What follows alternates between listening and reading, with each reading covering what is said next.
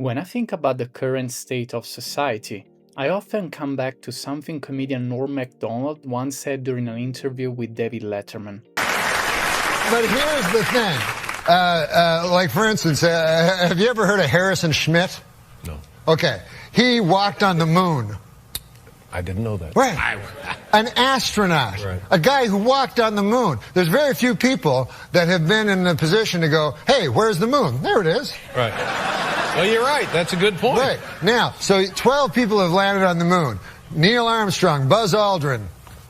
Who else? Right. So this Harrison Schmitt fellow must be going, what the hell do I have to do to get famous? Yeah.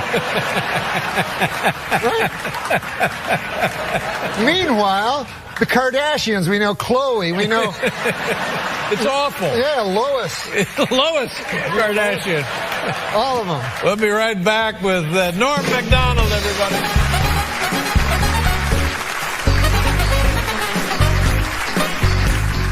It was played as a joke, which is exactly how Norm delivered some of his sharpest observations, but hidden underneath the punchline was a genuinely profound question. Are we glorifying the wrong people? Have we reached a point where celebrities, influencers, and internet personalities occupy a higher place in our culture than the men and women who actually achieve the extraordinary?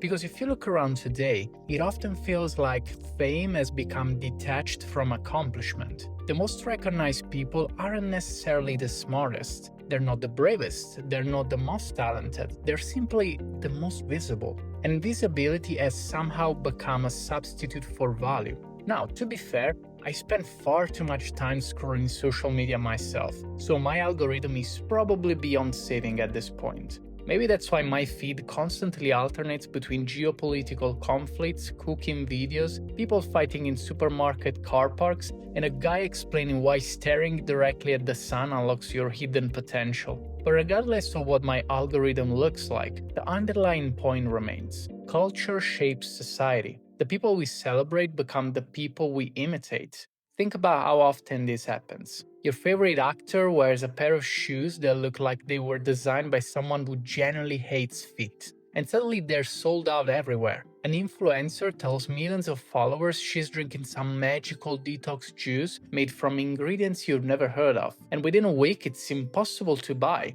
A podcast host claims they've stopped having sex, only eat raw liver, and sleep hanging upside down because it optimizes brain performance. And thousands of people immediately wonder if that's what's been holding them back. It sounds ridiculous, because it is. Yet this circle repeats itself every single day. We become incredibly susceptible to authority that isn't actually authority. Not expertise, not wisdom, not proven achievement, just popularity. The strange part is that being famous in one field somehow grants people credibility in every other field. An actor suddenly becomes a political expert, a singer becomes a nutritionist, a billionaire becomes a philosopher, an influencer becomes a psychologist, as if success automatically transfers into universal wisdom. It doesn't. Now, before anyone says, this isn't new, people have always admired famous people, you're absolutely right. Humans have always looked up to others. Ancient Greece had heroes, Rome had victorious generals, the Middle Ages had kings, the Renaissance had artists, the 20th century had movie stars. Admiration itself isn't the problem. In fact, it's essential. Every civilization needs role models. The real question is, who are those role models? Because admiration is one of the strongest forces in human behavior. We naturally become more like the people we respect. If society rewards courage, people become courageous. If society rewards intelligence, people become more knowledgeable. If society rewards discipline, people become disciplined. But if society rewards attention, people will pursue attention regardless of how they get it. This is where social media really changed the game.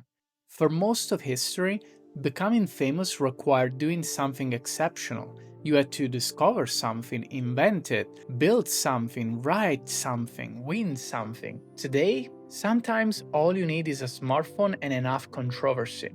Attention itself has become the product. Algorithms don't necessarily reward truth, they reward engagement. They don't ask, is this helpful? They ask, will people keep watching? Outrage performs better than nuance, conflicts perform better than agreement, confidence performs better than competence. And once you understand those incentives, a lot of modern culture suddenly makes perfect sense. Here's the part that bothers me the most. While millions of people know every detail about a celebrity's latest relationship, they couldn't name the scientists who helped develop life-saving medicine. They know every influencer involved in online drama, but not the engineer who designed the technology they use every day. They can recognize 20 reality TV contestants, yet couldn't identify the people exploring deep space, curing diseases, or pushing the limits of human knowledge. It's almost backwards. The people who contribute the most often receive the least recognition. Meanwhile, those who entertain us receive endless admiration. Now, don't misunderstand me. Entertainment matters, art matters, comedy matters, music matters, films matter. These things genuinely enrich our lives. This isn't about attacking celebrities, it's about questioning the hierarchy we've created. There's a difference between appreciating someone for entertaining you and treating them like an unquestionable authority on everything. Now, you might be wondering, so what? Why does any of this actually matter? Because culture determines aspiration.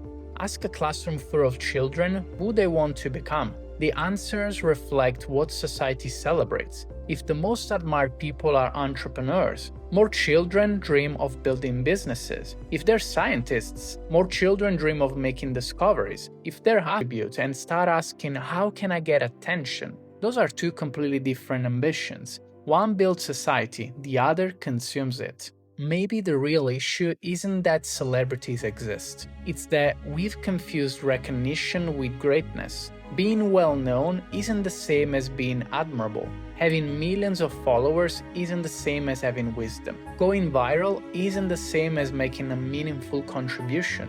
Every generation chooses its heroes, and those heroes shape the values of the next generation.